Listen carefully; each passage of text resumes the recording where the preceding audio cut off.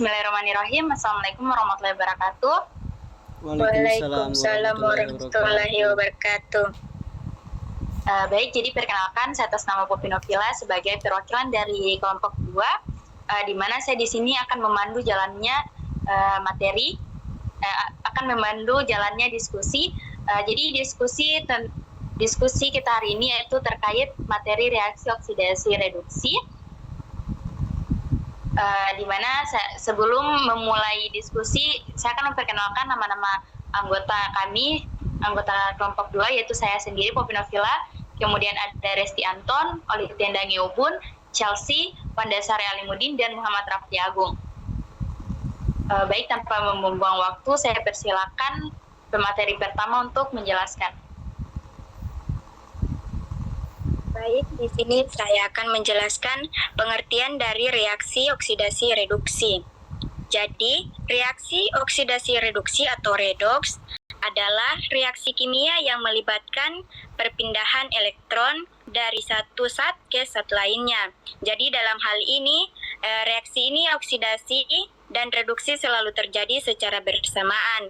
Karena jika suatu zat kehilangan elektron atau teroksidasi, maka elektron itu harus diterima oleh zat lain atau tereduksi.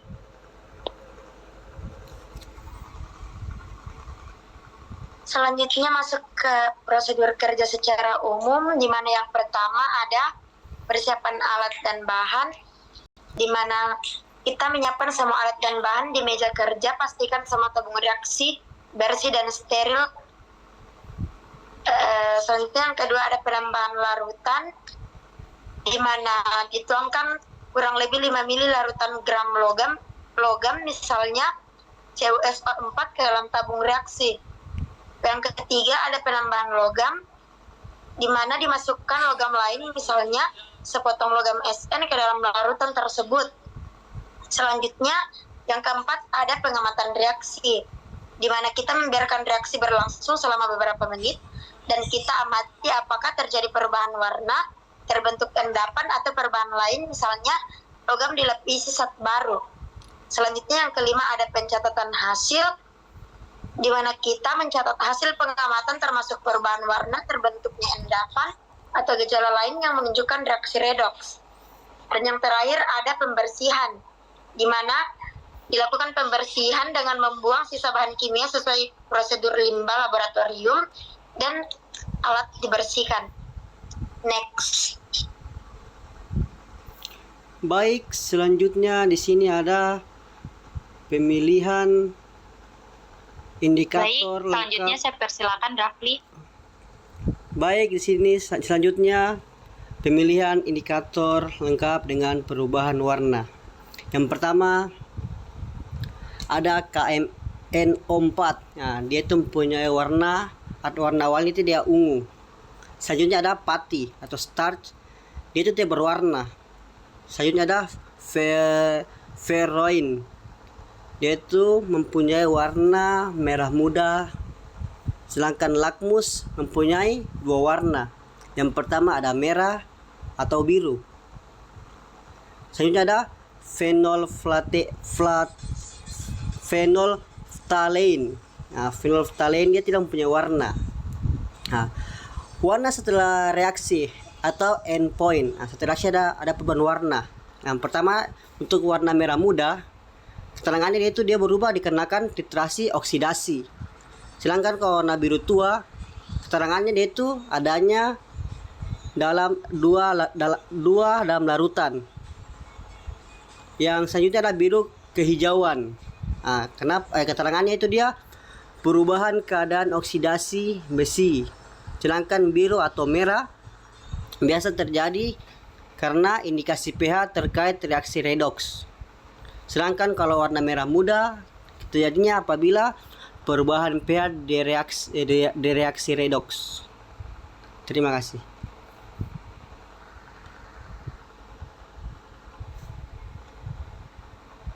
Baik, selanjutnya ada contoh bahan dan golongan obat, di mana di sini ada beberapa nama bahan dan golongan obatnya, yaitu ada asam askorbat atau biasa dikenal dengan vitamin C, di mana dia termasuk dalam golongan obat antioksidan atau vitamin.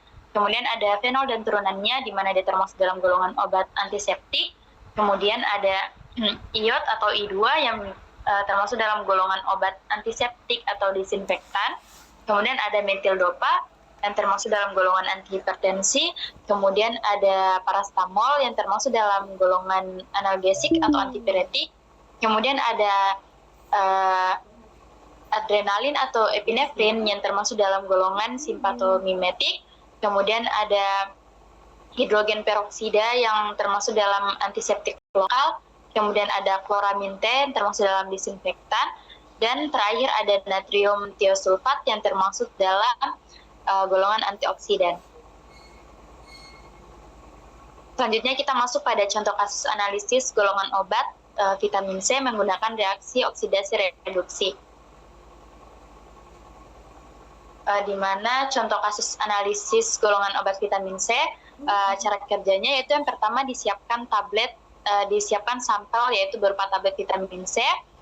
Kemudian dihancurkan tablet vitamin C, kemudian dilarutkan dalam air suling secukupnya, kemudian diencerkan sampai volume 100 ml. Kemudian yang kedua diambil sekitar 10 ml larutan stok ke dalam Erlenmeyer. Kemudian ditambahkan pereaksi, yaitu ditambahkan kurang lebih 10 tetes HCl encer, kemudian ditambahkan 1 gram kalium iodida dan ditambahkan 1 ml larutan indikator pati. Kemudian yang keempat dilakukan titrasi. Nah, titrasi ini tuh dilakukan dengan larutan standar iod I2 sampai larutan berubah menjadi biru tua stabil. Sampai titik akhir titrasi. Kemudian di sini tuh pereaksi yang digunakan yaitu ada 4, yaitu ada larutan iod atau I2, kemudian ada kalium iodida, kemudian ada asam klorida dan indikator pati. Selanjutnya saya persilakan pemateri Wanda untuk membacakan. Baik, yang berikut ada alasan pembahasan bahan atau pereaksi. Kalium iodida agar ion atau I2 larut sempurna dan membentuk I3, lebih stabil dan reaktif. Kemudian ada HCl yang dimana mencegah pH larutan dalam kondisi asam agar reaksi redoks yang terganggu. Kemudian ada pati yang dimana sebagai indikator titik akhir atau warna biru muncul saat I2 berlebih. Yang terakhir ada iod atau I2 yang bertindak sebagai oksidator untuk mengoksidasi asam askorbat. Perubahan warna yang terjadi saat titrasinya yang awal atau asam askorbat, warna larutannya tidak berwarna atau kekuningan. Kemudian menjelang titik akhir, warna kelarutannya biru pucat, dan yang terakhir titik akhir atau kelebihan iod, warna larutannya itu biru tua stabil. Kemudian kita masuk dalam perhitungan. Langkah yang pertama itu kita hitung ekuivalennya. Rumusnya yaitu ekuivalen sama dengan normalitas dikali dengan volume. Jadi kita ubah volumenya 12,50 ml ke liter. Jadi 0,0125 liter. Kemudian ekuivalen iodnya 0,01 dikali dengan 0,0125 sama dengan 0,000125 ekuivalen. Kemudian langkah yang kedua, ekuivalen iod sama dengan ekuivalen vitamin C karena ionnya bereaksi 1:1 dengan vitamin C. Kemudian langkah yang ketiga, kita hitung berat vitamin C dengan rumus berat vitamin C sama dengan ekuivalen sama dengan 0,00125 dikali 88 sama dengan 0,011 gram. Hasilnya di bawah ke miligram yaitu 11. Jadi kesimpulannya yaitu dalam 10 ml sampel terdapat 11 mg vitamin C.